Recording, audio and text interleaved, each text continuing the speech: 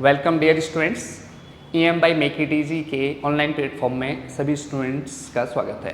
आज हम एक इम्पोर्टेंट टॉपिक करने वाले हैं सिविल इंजीनियरिंग से रिलेटेड, जिसमें कि आपका जो एग्ज़ाम्स में जो मोस्टली क्वेश्चंस पूछे जाते हैं, एक टॉपिक है प्लास्टिक एनालिसिस ऑफ स्ट्रक्चर। तो उसमें एक टॉपिक है safe factor.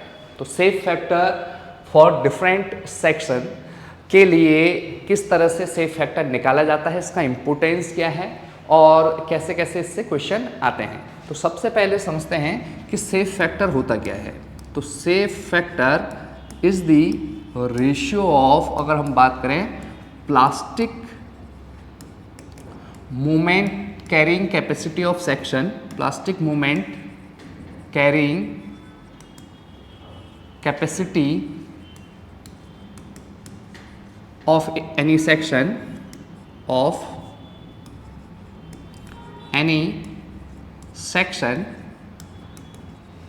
to elastic moment carrying capacity, to elastic moment carrying capacity of section. जो भी आपका सेक्शन लिया है तो उसका plastic moment to elastic moment carrying capacity. अब इन मीन्स की सबसे पहले प्लास्टिक मोमेंट कैरिंग कैपेसिटी और इलास्टिक मोमेंट कैरिंग कैपेसिटी से हम क्या समझते हैं कि प्लास्टिक मोमेंट कैरिंग कैपेसिटी और इलास्टिक मोमेंट कैरिंग कैपेसिटी से क्या समझते हैं, उसको समझते हैं। उसके बाद सेफ फैक्टर को। तो जब हमने एक सपोज एक ग्राफ बनाया, ये ग्राफ आपका सपोज हमने बहुत स्टूडेंट्स ने पढ़ा होगा, तो बहुत स्टूडेंट्स ने इसमें ये देखा होगा कि आपका ये हम जो ग्राफ बना रहे हैं, ये बना रहे हैं आपका स्ट्रेस और स्ट्रेन का कर्व, स्ट्रेस और स्ट्रेन का कर्व। तो stress strain curve for mild steel, जो कि एक डक्टाइल मटेरियल है। कौन सा मटेरियल आपका? Mild steel. माइल्ड स्टील सब जानते हैं कि एक कैसा मटेरियल है आपका? डक्टाइल मटेरियल है। तो जब हम इसमें एक डायरेक्ट टेंसाइल टेस्ट करते हैं इन यूनिवर्सल टेस्टिंग मशीन में, ये लाइन थोड़ा सा टेढ़ी हो रही है, इसको सही करते हैं। ओके,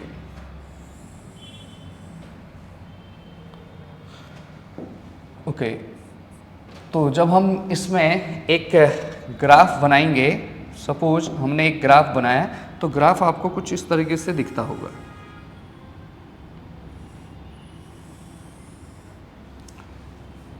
इस तरीके से।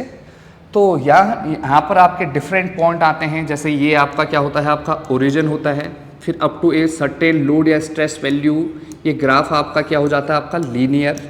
लीनियर होने का मतलब यहाँ पर है कि जो स्ट्रेस होगा वो डायरेक्टली प्रोपोर्शनल टू क्या रहेगा? आपका स्ट्रेन रहेगा। यानी जिस रेशियो में स्ट्रेन बढ़ेगा उसी रेशियो में क्या बढ़ता है? आपका स्ट्रेन। ये आपका हुक्स लॉ को भी दिखाता है। और इस पर्टिकुलर पॉइंट ए को हम बोलते हैं आपका क्या? Proportional limit. क्या बोला जाता है इसको? Proportional limit. ठीक है। यानी कि इस पर्टिकुलर लोड या स्ट्रेस वैल्यू तक जो स्ट्रेस और स्ट्रेन है उसके बीच में एक डेफिनेट रेशियो रहेगा, और उस रेशियो को हम क्या बोलते हैं? इलास्टिक कांस्टेंट बोलते हैं। या अगर हम सिंपल स्ट्रेस और सिंपल स्ट्रेन के बीच में कर्व देखें तो यह आपका मॉडुलस ऑफ इलास्टिसिटी के नाम से भी जाना जाता है। फिर धीरे धीरे एक ऐसा पर्टिकुलर लोड या स्ट्रेस वैल्यू आएगा जो इससे थोड़ा सा मीन्स की ज़्यादा हो सकता है, बहुत ज़्यादा इसमें अंतर नहीं रहना है इस स्ट्रेस वैल्यू में। इस बी पॉइंट को हम बोलते हैं कि आपका इलास्टिक लिमिट। अब इलास्टिक लिमिट का मतलब क्या है? लोड या स्ट्रेस की वह वैल्यू जहाँ तक कि अगर हम लोड को अप्लाई करें तो डेफिनेटली हम मानते हैं कि जो मटेरियल होगा वो डिफॉर्मेबल मटेरियल है। तो डिफॉर्मेबल मटेरियल होगा तो वो डिफॉर्म होता है, पर अगर हम लोड को रिमूव करें तो उसके मॉलिक्यूलर स्ट्रक्चर या उसके ओरिएंटेशन को डिफॉर्म करना पॉसिबल नहीं हो पाता है। तो इससे क्या होगा कि जो आपका मीन्स की पर्टिकुलर बॉडी है, अगर लोड और को हम रिमूव कर दें तो वापस अपनी ओरिजिनल पोजीशन में आ जाता है। इस पर्टिकुलर लोड या स्ट्रेस वैल्यू को जहाँ पर तक कि हम लोड को लगाएं उसके बाद हटाएं तो वापस अपनी ओरिजिनल पोजीशन में आ जाता है। इस पर्टिकुलर मीन्स की जो स्ट्रेस वैल्यू है या लोड वैल्यू है, उस पर्टिकुलर चीज़ को हम क्या बोलते हैं, आपका इलास्टिक लिमिट। क्या बोलते हैं, आपका इलास्टिक लिमिट। फिर धीरे धीरे आपका इस पर्टिकुलर मेंबर में डिफॉर्मेशन आना स्टार्ट होता है, और पहली बार जब मॉलिक्यूलर स्ट्रक्चर को हम ब्रेक कर पाते हैं तो उस लोड के करस्पॉन्डिंग जो स्ट्रेस वैल्यू होती है उसको अपर यील्ड स्ट्रेस बोलते हैं, और उससे नीचे थोड़ा सा आपका जो स्ट्रेस वैल्यू होता है अपर से थोड़ा सा कम, उसको लोअर यील्ड स्ट्रेस वैल्यू बोलते हैं। और इस स्ट्रेस के करस्पॉन्डिंग जो मटेरियल का स्ट्रेस होता है उसको क्या बोला जाता है, यील्ड स्ट्रेस। क्या बोला जाता है, यील्ड। तो यील्ड स्ट्रेस एक ऐसा एवरेज स्ट्रेस वैल्यू है जिसपे कि फर्दर आप मॉलिक्यूलर जो उसका ओरिएंटेशन है उसको ब्रेक कर सकते हैं माइल्ड स्टील के या किसी भी डक्टाइल मटेरियल के, तो उसी स्ट्रेस वैल्यू को हम क्या बोलते हैं, यील्ड स्ट्रेस, जिसमें उसमें डिफॉर्मेशन आना स्टार्ट हो जाता है। तो अब हम जब एनालिसिस करते हैं तो आपने दो एनालिसिस सुनी होंगी, एक होती है इलास्टिक एनालिसिस और एक क्या होती है, प्लास्टिक एनालिसिस। तो इलास्टिक एनालिसिस में हम क्या मानते हैं कि जो पर्टिकुलर मटेरियल है उसके जो रेजिस्टेंस है, यानी कि जो उसका रेजिस्टेंस का मतलब लोड कैरिंग कैपेसिटी है, उसको हम सिर्फ with in the elastic range he consider करेंगे। जब तक मटेरियल क्या शो करेगा, आपका इलास्टिक बिहेवियर शो करेगा, तो वहीं तक हम उसकी मेंबर की कैपेसिटी का यूज करते हैं।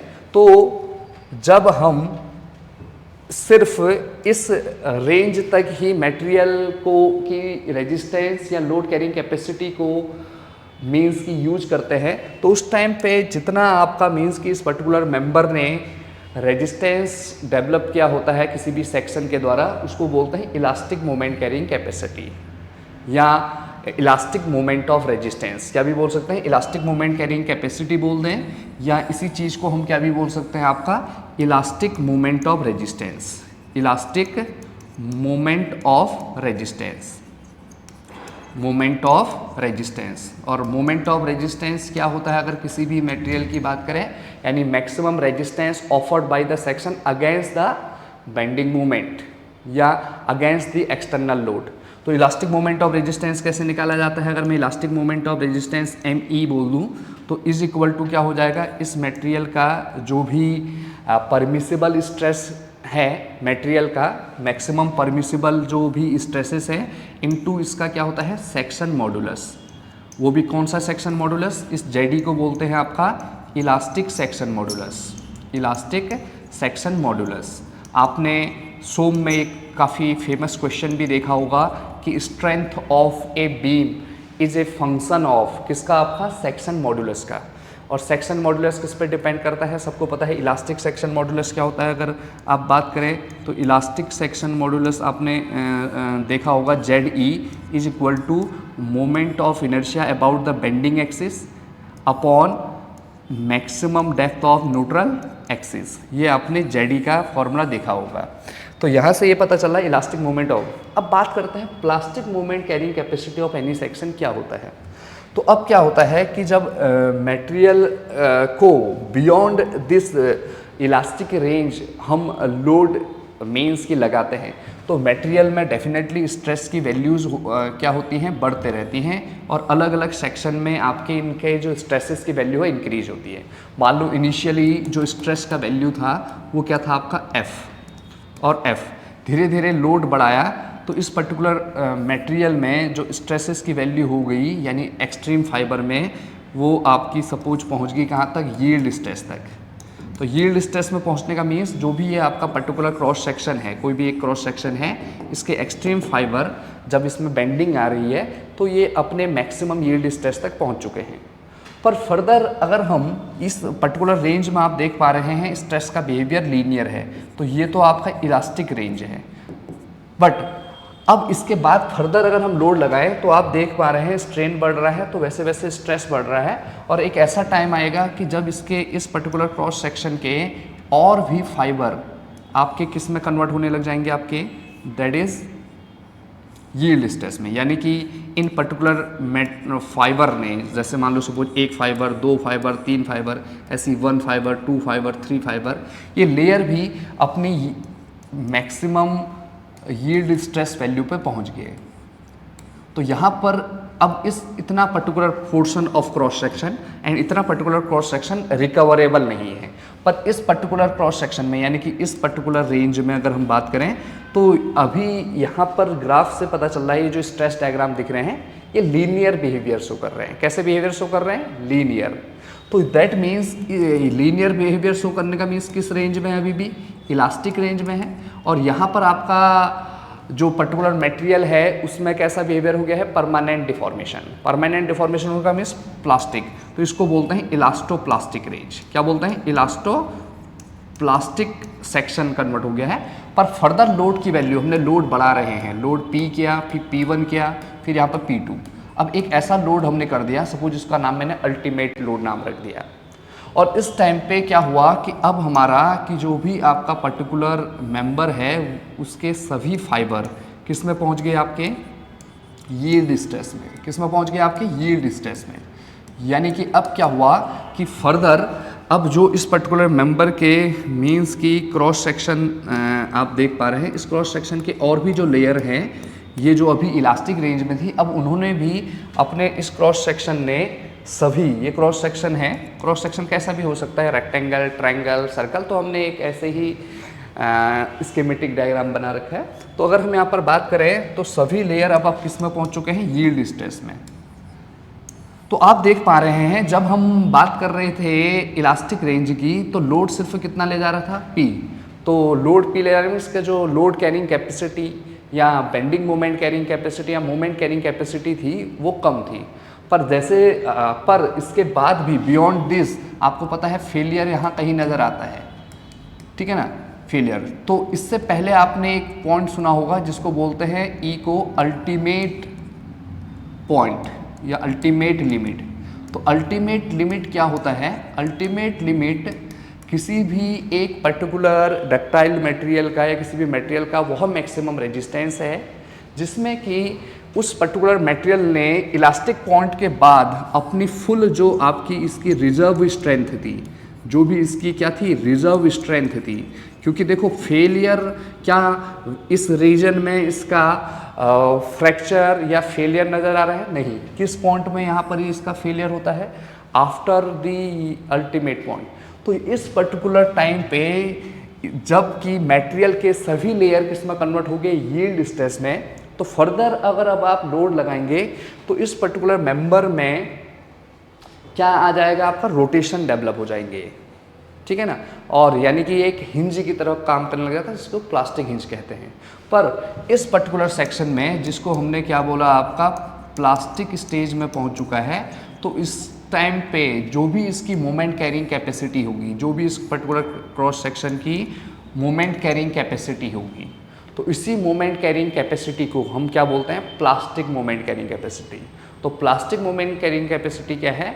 जब किसी एक मटेरियल ने अपनी फुल रिजर्व स्ट्रेंथ का यूज कर लिया। इसकी रिजर्व स्ट्रेंथ आप देख पा रहे हैं यहाँ से लेके यहाँ तक, तो इसकी जो मोमेंट कैरिंग कैपेसिटी है उसी को क्या बोलते हैं? Plastic moment carrying capacity. और प्लास्टिक मोमेंट कैरिंग कैपेसिटी क्या होता है? MP इक्वल टू, अगर हम बात करें, इज इक्वल टू इस पर्टिकुलर मेंबर का जो भी यील्ड स्ट्रेस है इनटू आपका आता है ZP। अब ये ZP क्या होता है? इस ZP को बोला जाता है प्लास्टिक सेक्शन मॉड्यूलस। क्या बोला जाता है आपका? Plastic section modulus. और प्लास्टिक सेक्शन मॉड्यूलस कैसे निकालते हैं उसके बारे में अभी हम बात करेंगे, पर अभी हमने समझा कि सेफ फैक्टर है क्या। सेफ फैक्टर एक रेशियो है प्लास्टिक मोमेंट कैरिंग कैपेसिटी और इलास्टिक मोमेंट कैरिंग कैपेसिटी का। तो यानी कि सेफ फैक्टर डेफिनेटली क्या होगा? एक चीज़ तो पक्का पता है कि ग्रेटर देन क्या होगा? 1, क्योंकि प्लास्टिक मोमेंट कैरिंग कैपेसिटी आपकी हमेशा, जो प्लास्टिक मोमेंट कैरिंग कैपेसिटी होगी इस पर्टिकुलर मेंबर की, ये आप देख पा रहे हैं, ये हमेशा इलास्टिक मोमेंट कैरिंग कैपेसिटी से हमेशा क्या होगी? ज़्यादा होगी, ठीक है। तो ये चीज़ बताता है, यानी कि यहाँ से ये पता चल रहा है कि सेफ फैक्टर यह बता रहा है कि किसी एक पर्टिकुलर मेंबर के पास कितनी एक्स्ट्रा रिजर्व स्ट्रेंथ है बियॉन्ड दी इलास्टिक रेंज। आप इसको ऐसा भी समझ सकते हैं, suppose plastic moment carrying capacity किसी सेक्शन की एक एग्जांपल के रूप में समझते हैं। मान लो एक सेक्शन है, इसकी प्लास्टिक मोमेंट कैरिंग कैपेसिटी थी MP 150 किलो न्यूटन मीटर, और जबकि इलास्टिक मोमेंट कैरिंग कैपेसिटी इसकी थी सपोज 100 किलो न्यूटन मीटर। तो अगर सेफ फैक्टर की बात करें तो सेफ फैक्टर क्या हो जाएगा, MP/ME यानी कि 1.5, यानी कि सेफ फैक्टर 1.5 क्या बताता है, सेफ फैक्टर 1.5 यह बताता है कि कोई भी एक पर्टिकुलर सेक्शन जिसका सेफ फैक्टर 1.5 है, यानी कि उसकी जो मोमेंट कैरिंग कैपेसिटी है वो इलास्टिक पॉइंट के बियॉन्ड कितना ज़्यादा है, 50% ज़्यादा है, यानी कि वो 50% एक्स्ट्रा लोड या एक्स्ट्रा मोमेंट को कैरी कर सकता है बिफोर फेलियर। तो इसी पर्टिकुलर पॉइंट को दिखाने के लिए जो टर्म यूज होता है उसको क्या बोलते हैं, सेफ फैक्टर। अब सेफ फैक्टर के बात करते हैं सीधे सीधे इसके फॉर्मूले की। तो सेफ फैक्टर की अगर हम बात करें, अभी हमने बताया कि सेफ फैक्टर जो है ये एक रेशियो है किस किस का, आपका प्लास्टिक मोमेंट कैरिंग कैपेसिटी और इलास्टिक मोमेंट कैरिंग कैपेसिटी का। अब प्लास्टिक मोमेंट कैरिंग कैपेसिटी क्या हो गया, Fy इंटू ZP, और इलास्टिक मोमेंट कैरिंग कैपेसिटी क्या हो गया, Fy इंटू ZE। तो हम बात कर सकते हैं Fy, सपोज अगर इलास्टिक मोमेंट कैरिंग कैपेसिटी को भी हम मान लें full elastic moment carrying capacity इसकी Fy इंटू ZE है, तो ZP/ZE यानी कि क्या भी हो सकता है एक परिभाषा और, यानी कि ZP means plastic section modulus, plastic section modulus to elastic section modulus, to elastic section modulus, इसके रेशियो को भी हम क्या बोल सकते हैं, सेफ फैक्टर। अब हमने इलास्टिक सेक्शन मॉडुलस तो पढ़ा ही है। इलास्टिक सेक्शन मॉडुलस कैसे निकालते हैं, किसी भी एक क्रॉस सेक्शन का, जो भी पर्टिकुलर क्रॉस सेक्शन है आपका, उसकी जो भी आपकी बेंडिंग एक्सिस है, जो भी क्या है आपकी bending axis, bending axis means ऐसी एक्सिस जिस एक्सिस के अबाउट वह बेंड हो रहा है, उस एक्सिस को हम क्या बोल सकते हैं, उसकी बेंडिंग एक्सिस। तो इस बेंडिंग एक्सिस के अबाउट जो मोमेंट इनर्शिया होता है, सपोज इस एक्सिस का नाम हमने दे दिया IGX, GX का मतलब एक्स डायरेक्शन में, और जो कहाँ से पास हो रहा है, सेंट्रॉइड से। और सेंट्रॉइड से ही हम क्यों मानते हैं कि ये आपका बेंडिंग हो रहा है, बिकॉज सेंट्रॉइड के अबाउट मोमेंट ऑफ इनर्शिया किसी भी सेक्शन का क्या होता है, मिनिमम होता है। सेंट्रॉइड के अबाउट मोमेंट ऑफ इनर्शिया क्या होता है, मिनिमम होता है किसी भी सेक्शन का, सेंट्रॉइड से पास होने वाली एक्सिस के अबाउट, ठीक है, चाहे वो GX हो चाहे GY हो, तो उनमें से किसी भी एक्सिस के अबाउट मिनिमम होता है। तो उस इनर्शिया के मिनिमम होने के कारण, क्योंकि इनर्शिया क्या होता है, रेजिस्टेंस अगेंस्ट द बेंडिंग या रेजिस्टेंस अगेंस्ट द डिफॉर्मेशन किसी भी सेक्शन का ड्यू टू इट्स एरिया, और अगर मास के कारण होगा तो मास मोमेंट ऑफ इनर्शिया बोल देंगे, एरिया के कारण होगा तो उसे एरिया मोमेंट ऑफ इनर्शिया बोल देंगे। तो हमारा इसीलिए हमने I अपॉन इसका क्या आपका Y मैक्सिमम, Y मैक्सिमम होता है maximum depth of neutral axis. Suppose ये GX है जिसको हमने बेंडिंग एक्सिस, या इसी को कभी कभी किसी क्रॉस सेक्शन के लिए हम इसको सेंट्रोइडल एक्सिस भी बोल सकते हैं या न्यूट्रल एक्सिस भी बोल सकते हैं। पर सेंट्रोइडल एक्सिस और न्यूट्रल एक्सिस में यह डिफरेंस है कि सेंट्रोइडल एक्सिस तो सेंट्रोइड से पास होगी और न्यूट्रल एक्सिस उस एक्सिस से पास होगी जहाँ पर स्ट्रेसेस क्या होते हैं, जीरो होते हैं, बेंडिंग स्ट्रेस क्या हो जाते हैं, जीरो हो जाते हैं। तो उस एक्सिस से इस पर्टिकुलर लेयर के जो एक्सट्रीम फाइबर है उसकी सपोज दूरी y1 है, एक्सट्रीम फाइबर ये है, और यहाँ से इस पर्टिकुलर की दूरी न्यूट्रल एक्सिस से इसकी दूरी क्या है, y2। तो y मैक्सिमम हो जाएगा आपका maximum of y1 and y2, maximum of y1 और y2, इसी को बोलते हैं आपका y मैक्सिमम यानी maximum depth of neutral axis, तो इसे बोलते हैं ZE। अब बात आती है कैसे प्लास्टिक सेक्शन मॉडुलस ZP निकाला जाएगा। तो ZP निकालने के लिए हम क्या करते हैं, किसी भी क्रॉस सेक्शन का अगर हमें निकालना है ZP यानी कि प्लास्टिक सेक्शन मॉडुलस, तो उस क्रॉस सेक्शन के जो भी आपका एक्सिस होता है उस एक्सिस का नाम रहता है इक्वल एरिया एक्सिस। कौन सा axis, equal area axis. Equal area axis क्यों बोलते हैं, क्योंकि जब हम प्लास्टिक एनालिसिस करते हैं तो प्लास्टिक एनालिसिस में यह माना गया है कि जो आपका मीन्स कि जहाँ पर कि जब हमारा ये क्रॉस सेक्शन में सभी लेयर किस में पहुँच गए थे, सभी लेयर आपने देखे थे अभी, सभी लेयर किस में पहुँच गए थे आपके यील्ड स्ट्रेस में। तो इस क्रॉस सेक्शन में इक्विलिब्रियम के लिए क्या होता है, कॉम्प्रेशन इक्वल टू क्या लेते हैं हम, टेंशन। अब कॉम्प्रेशन क्या हो जाएगा, ये compression equal to force equal to क्या होता है, स्ट्रेस इनटू सपोज ये क्रॉस सेक्शन है, ये क्रॉस सेक्शन का एरिया ऊपर कितना था, ये एरिया कितना था सपोज A1, नीचे वाला एरिया कितना था A2, तो फोर्स इक्वल टू क्या हो जाएगा, स्ट्रेस, क्योंकि स्ट्रेस तो आपको पता है एफ वाई में पहुंच चुका है और यहाँ से लेकर यहाँ तक थ्रू आउट क्रॉस सेक्शन में स्ट्रेस यूनिफॉर्म है एफ वाई, यानी रेक्टेंगुलर शेप दिख रहा है। ऐसा नहीं कि ट्रायंगुलर शेप दिख रहा है तो 0 से लेके आपने एफ वाई बाई 2 किया, यानी एवरेज स्ट्रेस नहीं लेना है, पूरा ही आपका एफ वाई है तो हमने एफ वाई स्ट्रेस लिया। एरिया कितना हो गया आपका A1। ऐसी टोटल टेंशन फोर्स की बात करें T equal to F Y into क्या हो जाएगा A2, तो यहाँ पर हम बात करेंगे तो F Y A1 equal to क्या हो जाता है एफ वाई इंटू A2, यानी A1 इक्वल टू क्या हो जाता है A2, यानी कि यह एक्सिस आपकी क्या कहलाती है, आपकी इक्वल एरिया एक्सिस। क्या कहलाती है, इक्वल एरिया एक्सिस, और we can say equal area axis, और इसी को क्या बोला जाता है आपका plastic neutral axis, plastic neutral axis.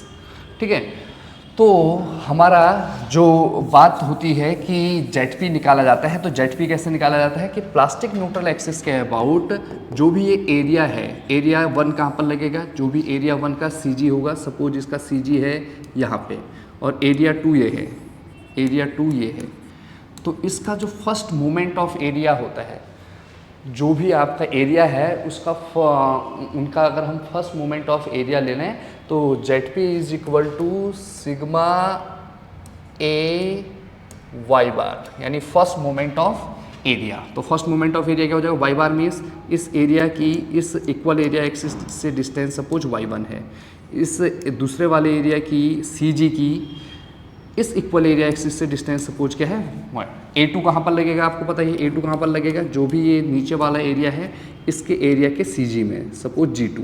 A1 कहाँ पर लगेगा, ये G1 में, G1 क्या है A1 का CG जहाँ पर है, तो sigma A Y bar means A1 Y1 bar plus A2 Y2 बार।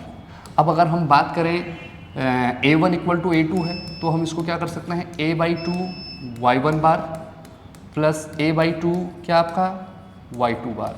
तो जेड पी का फॉर्मूला बन जाता है कैसे आपका A/2 Y1 bar plus Y2 बार। तो ये चीज़ हो जाएगी आपकी क्या, that is formula of plastic section modulus. अब इस चीज़ को समझने के लिए जो अभी तक हमने पढ़ा, एक एग्जांपल लेते हैं। एक डिफरेंट आपका एक क्रॉस सेक्शन है, उस क्रॉस सेक्शन का नाम क्या है आपका रेक्टेंगल। कौन सा क्रॉस सेक्शन आपका, रेक्टेंगल। सपोज हमारे पास एक सेक्शन है, कैसा सेक्शन है, रेक्टेंगल सेक्शन है। इसका शेप फैक्टर निकालते हैं। हमारे पास एक रेक्टेंगल सेक्शन है, सपोज ये एक आपका रेक्टेंगल सेक्शन है। ये इस रेक्टेंगल सेक्शन के डायमेंशंस हमें दी गई हैं, सपोज ये B है और इसका जो डेप्थ है वो कितनी है, D है। तो हमें शेप फैक्टर निकालना है, तो shape factor equal to formula पता है plastic section, plastic moment of resistance to elastic moment of resistance, या हम ऐसे भी बोल सकते हैं कितना मोमेंट कैरिंग कैपेसिटी होती है इसकी प्लास्टिक के टाइम में अपॉन इलास्टिक के टाइम पे। तो एम पी अपॉन अगर एम ई हम करें यहाँ पे तो हम निकाल सकते हैं M P upon M E. तो एम पी क्या होता है वही बता दिया मैंने, F Y upon Z P, और ये क्या होता है F Y into Z E. तो ये क्या हो जाएगा आपका Z P upon Z E. अब हम इसका जेड पी निकालते हैं। सबसे पहले फर्स्ट हम इसका क्या निकाल लेते हैं, प्लास्टिक सेक्शन मॉडुलस। अब प्लास्टिक सेक्शन मॉडुलस के लिए, प्लास्टिक सेक्शन मॉडुलस के लिए इस पर्टिकुलर क्रॉस सेक्शन का सबसे पहले क्या पता होना चाहिए, इक्वल एरिया एक्सिस। अब इसका इक्वल एरिया एक्सिस क्या होगा, एक ऐसी एक्सिस जिसके ऊपर और नीचे इसका एरिया क्या हो, बराबर।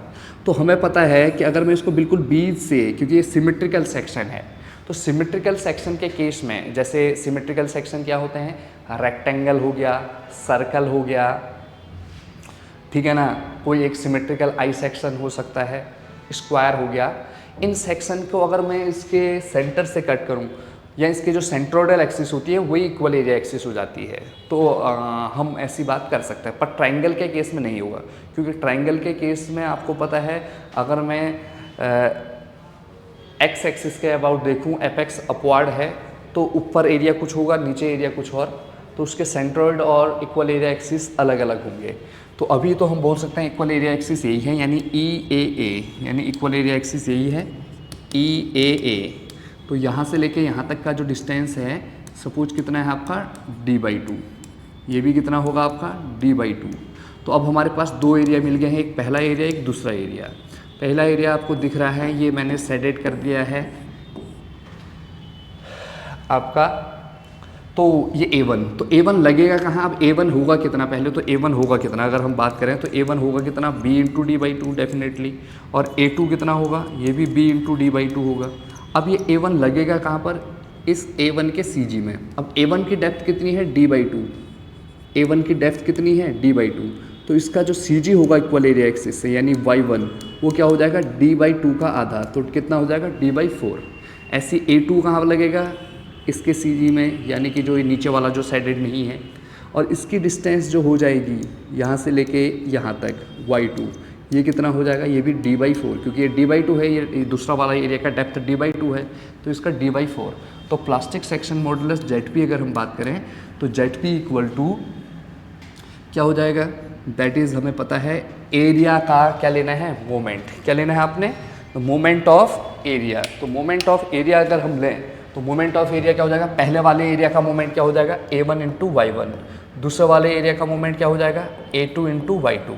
तो plastic section modulus of any section is the summation of क्या? आपका मोमेंट ऑफ एरिया। तो summation of moment of area किया तो निकल गया। हालांकि A1 इक्वल टू A2 है, तो फॉर्मूला ऐसा भी बन जाता है A by two Y1 plus Y2।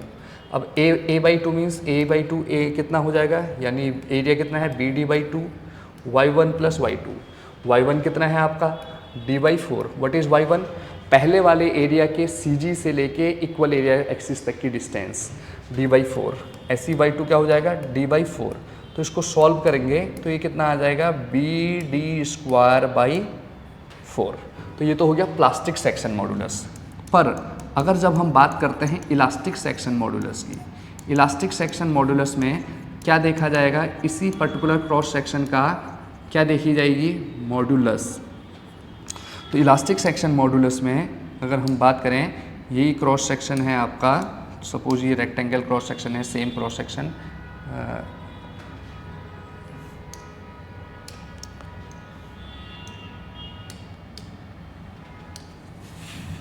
ये क्रॉस सेक्शन है रेक्टेंगल। अब इस रेक्टेंगल क्रॉस सेक्शन का डायमेंशन वही है B और D। अब इस केस में हम क्या देखेंगे?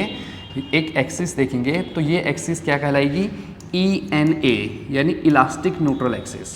तो प्लास्टिक न्यूट्रल एक्सिस वह एक्सिस है जिस एक्सिस के अबाउट जो क्रॉस सेक्शन है उसका एरिया ऊपर और नीचे बराबर हो जाएगा, उसको बोलेंगे इक्वल एरिया एक्सिस या plastic neutral axis. Equal area axis और प्लास्टिक न्यूट्रल एक्सिस। जबकि इलास्टिक न्यूट्रल एक्सिस वह एक्सिस होती है जिस एक्सिस पे आपका जब हम स्ट्रेस डायग्राम बनाएं तो इस स्ट्रेस डायग्राम का जो स्ट्रेस हो जाएगा वो क्या हो जाएगा? जीरो। तो उस एक्सिस को हम क्या बोलते हैं? क्या आपका?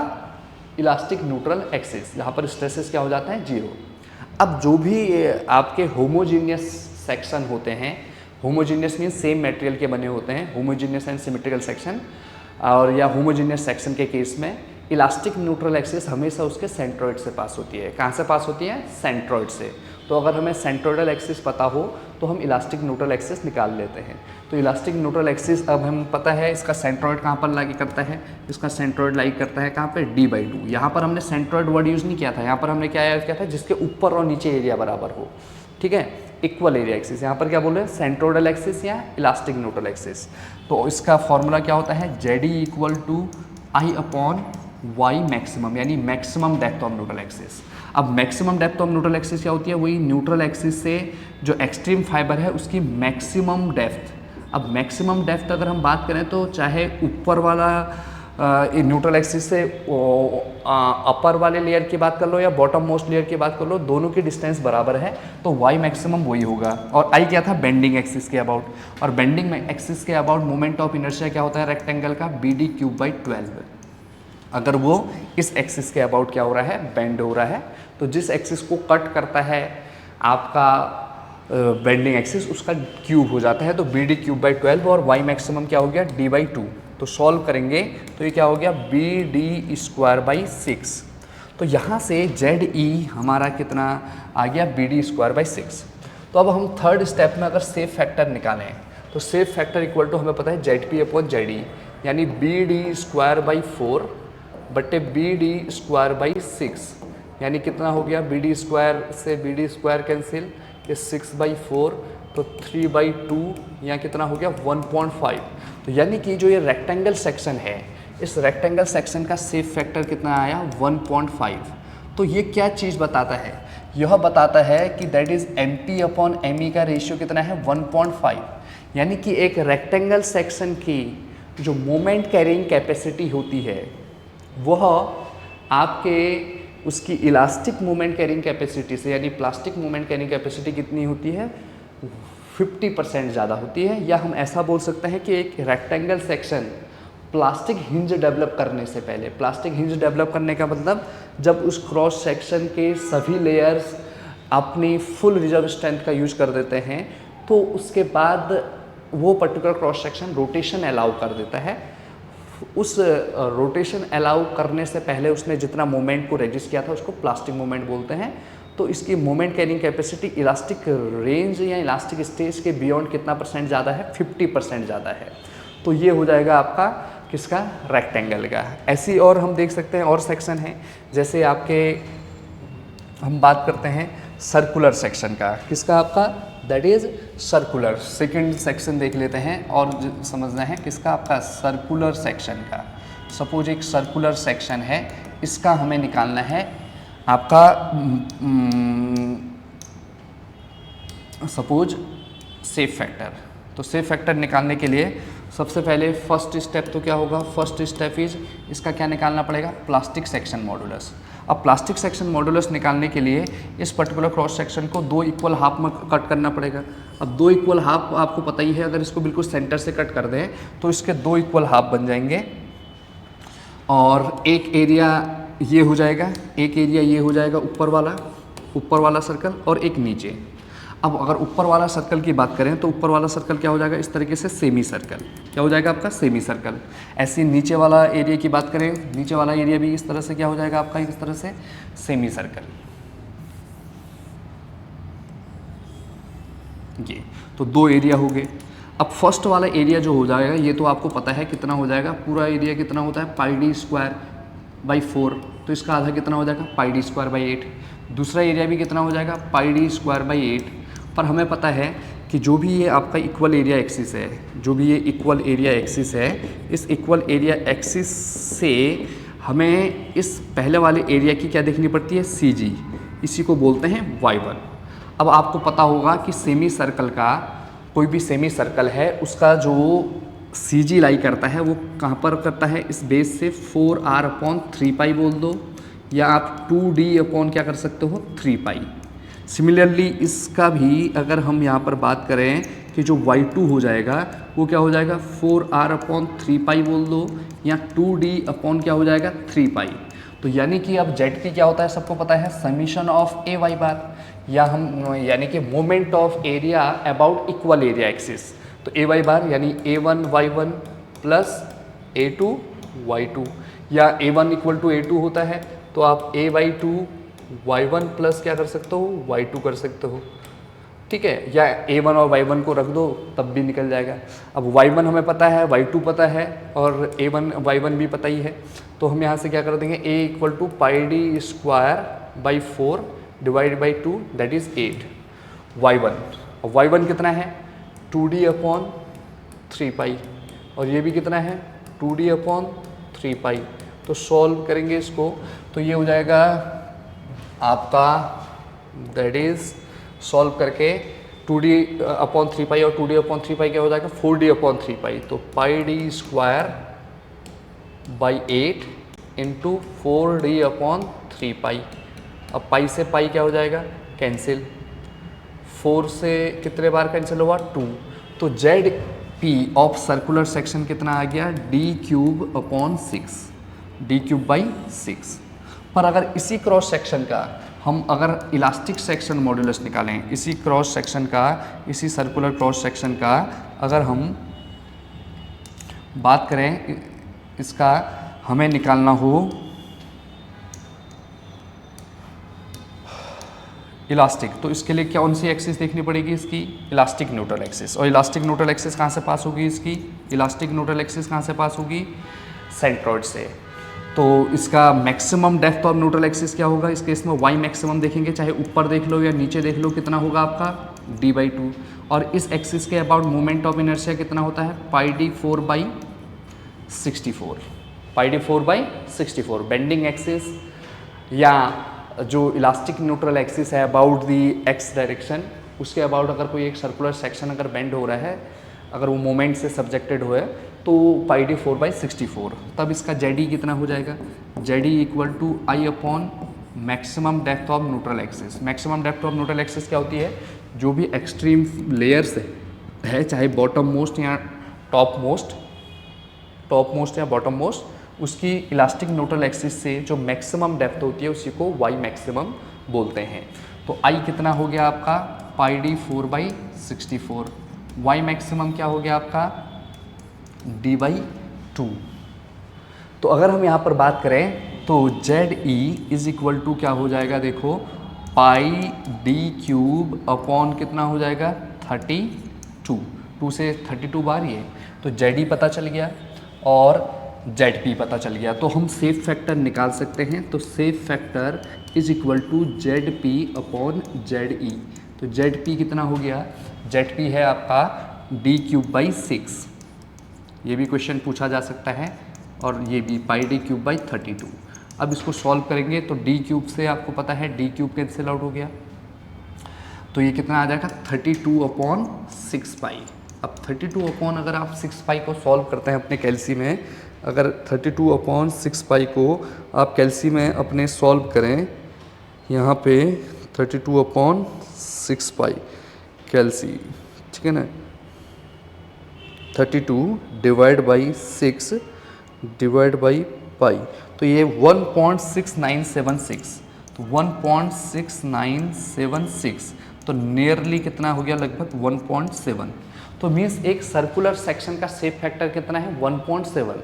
तो एक सर्कुलर सेक्शन की प्लास्टिक मूवमेंट ऑफ रेजिस्टेंस या plastic movement of carrying capacity जो है वो इलास्टिक मोमेंट कैरिंग कैपेसिटी से 70% या हम बोल सकते हैं 69.76% क्या है, ज़्यादा है।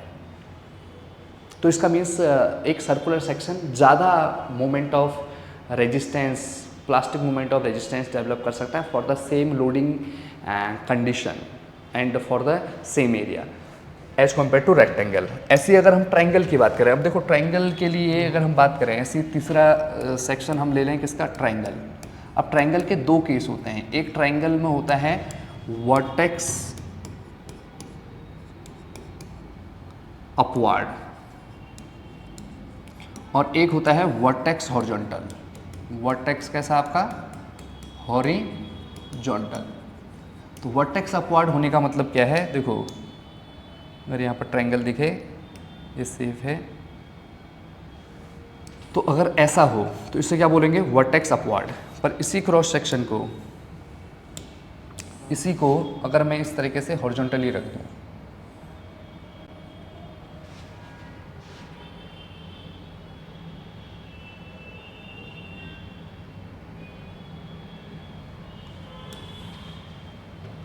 ओके, तो इससे क्या बोल देंगे, ये वर्टेक्स हॉरिजॉन्टल।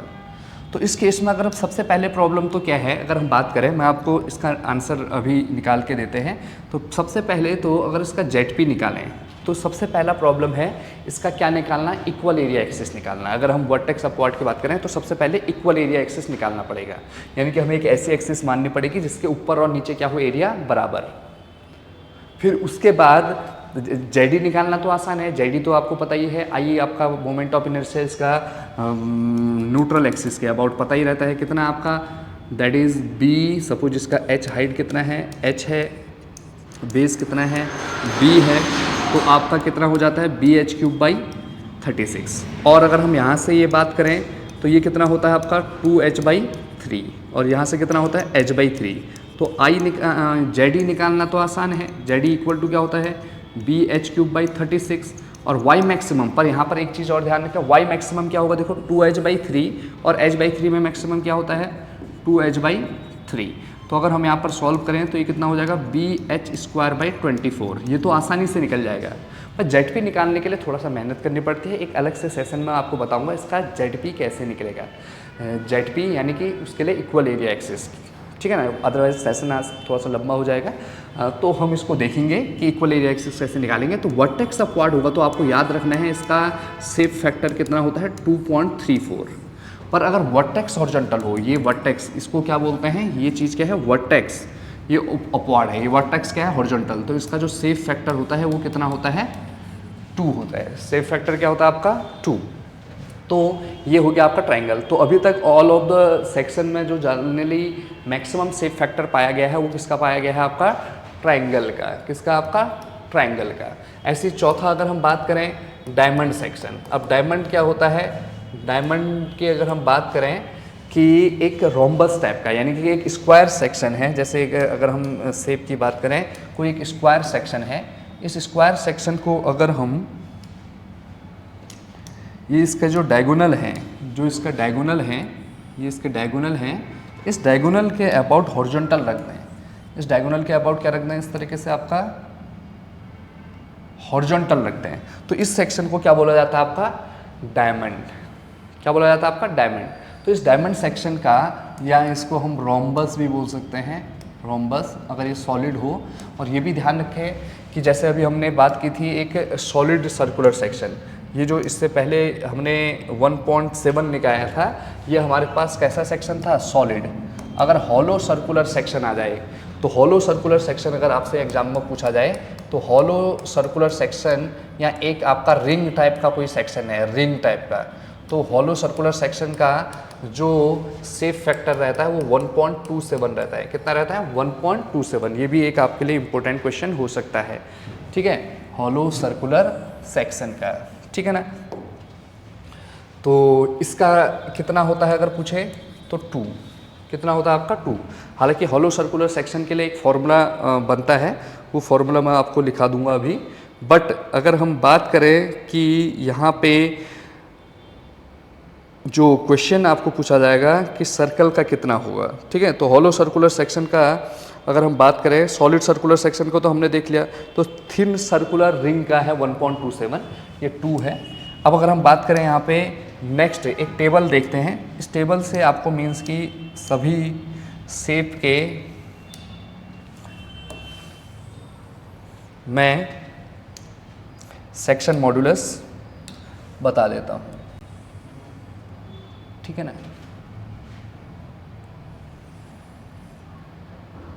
ओके, तो यहाँ पर है सेक्शन और यहाँ पर इसका शेप फैक्टर, शेप फैक्टर। तो अगर हम बात करें जो हमने निकाल लिए हैं, क्या क्या निकाले हैं, रेक्टेंगल। तो रेक्टेंगल का आपको पता है 1.5। दूसरा हमने निकाला सर्कुलर, तो सर्कुलर में भी अगर हम बात करें 2 आएंगे, एक आएगा सॉलिड, तो सॉलिड का तो आपने आंसर देना है 1.7। पर अगर हॉलो सर्कुलर सेक्शन आ जाए, हॉलो सर्कुलर सेक्शन आ जाए, ठीक है, हॉलो सर्कुलर सेक्शन आ जाए, तो हॉलो यानी कि जैसे पाइप टाइप का होता है, जैसे पाइप है ना, तो पाइप क्या है एक आपका हॉलो सर्कुलर सेक्शन के अंदर आएगा। तो इसका जो आंसर होता है वो होता है 1.7 1 माइनस के क्यूब अपॉन 1 माइनस के की पावर 4। अब आप बोलेंगे के क्या होता है और हॉलो सर्कुलर सेक्शन क्या होता है। जैसे हॉलो सर्कुलर सेक्शन ऐसा मान लो, इसमें क्या होगा, एक आउटर डाया होगा, एक क्या होगा आउटर डाया, और एक क्या होगा इस तरीके से इनर डाया। तो सिर्फ मटेरियल जो होगा पाइप में वो सिर्फ इतने में होगा, और ये क्या होगा इनर डाया DI। तो जो के होता है it is the ratio of inner dia to outer dia. Inner dia और आउटर डाया के रेशियो को क्या बोलते हैं आपका के। तो हॉलो सर्कुलर सेक्शन का ये हो जाएगा। और अगर कोई आपका सर्कुलर रिंग है, सर्कुलर रिंग का पूछे, तो सर्कुलर रिंग सबको पता ही है, इसका 1.27। और चौथा हमने देखा ट्रायंगल, जो सबसे ज़्यादा आपका था, तो ट्रायंगल का कितना था आपका 2.34। ट्रायंगल के बाद अगर हम बात करें डायमंड सेक्शन का, तो डायमंड सेक्शन का अगर पूछे तो ये होगा आपका डायमंड का 2। और अगर हम बात करें आई सेक्शन, तो आई सेक्शन में भी 2 होते हैं। अगर हमारा अबाउट स्ट्रॉन्ग एक्सिस कौन सी एक्सिस होती है, वह एक्सिस जिस एक्सिस के अबाउट आपका इनर्शिया ज़्यादा होगा, जिसके अबाउट क्या होगा, मोमेंट ऑफ इनर्शिया ज़्यादा होगा या मोमेंट कैरिंग कैपेसिटी या रेजिस्टेंस ज़्यादा दिखा सकता है, उसको स्ट्रॉन्ग एक्सिस बोलते हैं। तो स्ट्रॉन्ग एक्सिस के अबाउट होता है 1.12 से लेके लगभग 1.12 मान लो। और अगर हमारे पास अबाउट वीक एक्सिस पूछे तो अबाउट वीक एक्सिस आपका जो रहने वाला है ये रहने वाला है 1.55। और लास्ट में हम अगर पूछा जाए टी सेक्शन का तो टी सेक्शन का आपका है 1.90 से लेके 1.95। तो all of the known section में जो सबसे मैक्सिमम आ रहा है वो किसका आ रहा है आपका, दैट इज ट्रायंगल का। किसका आ रहा है आपका, ट्रायंगल का मैक्सिमम आपका आ रहा है, ठीक है ना। तो डायमंड का अगर हम बात करें यानी रोम्बस जिसे हम बोल सकते हैं, यानी कि एक स्क्वायर सेक्शन को अगर उसके डायगोनल के अबाउट हॉरिजॉन्टल रख दें तो उसे ये बोला जाता है। तो ये आपके डिफरेंट सेक्शन है, इसमें सबसे ज़्यादा ट्रायंगल का नज़र आ रहा है। तो ये सेफ फैक्टर बताता क्या है, कितनी इसकी रिजर्व स्ट्रेंथ या मोमेंट कैरिंग कैपेसिटी है, ठीक है ना। ऐसे टी सेक्शन का आप बोलेंगे सर ये निकलते कैसे हैं, तो टी सेक्शन का निकालने के लिए सबसे पहले क्या निकालना पड़ेगा, उसका इक्वल एरिया एक्सिस। फिर इक्वल एरिया एक्सिस निकालने के बाद आपको क्या निकालना पड़ेगा, उसका y1 बार, फिर y1 बार के बाद y2 बार। तो थोड़ा सा एक प्रोसेस है, उसको हम एक अलग से सेक्शन में टी सेक्शन और ट्रायंगल का आपका जेड निकालने का कोशिश करेंगे। तो होप आपको आज पता चला होगा सेफ फैक्टर होता क्या है और डिफरेंट सेक्शन का सेफ फैक्टर की वैल्यू क्या होती है और इसका इम्पोर्टेंस क्या है। तो हमारे ज्योमेट्री ऑफ द सेक्शन को सेलेक्ट करने के लिए और उसकी कितनी एक्स्ट्रा मोमेंट कैरिंग कैपेसिटी है, तो स्टील स्ट्रक्चर में, प्लास्टिक एनालिसिस में सेफ फैक्टर का काफ़ी ज़्यादा इंपॉर्टेंस रहता है। और ये ज्योमेट्री ऑफ द सेक्शन पे डिपेंड करता है, ये जो एस है और इसकी वैल्यू हमेशा 1 से क्या होती है, ज़्यादा होती है। ये आपके की पॉइंट्स हैं आज के, और ये रिजर्व स्ट्रेंथ को बताता है कि किसी सेक्शन का मोमेंट कैरिंग कैपेसिटी आपकी in plastic analysis to elastic analysis कितना ज़्यादा रहने वाली है। होप आपके इस सेशन से सेफ फैक्टर को समझने में बहुत ज़्यादा महत्वपूर्ण भूमिका रही होगी। Thank you students, thank you. Next session में मिलते हैं इसी तरह के इन्फॉर्मेटिव वीडियो के साथ।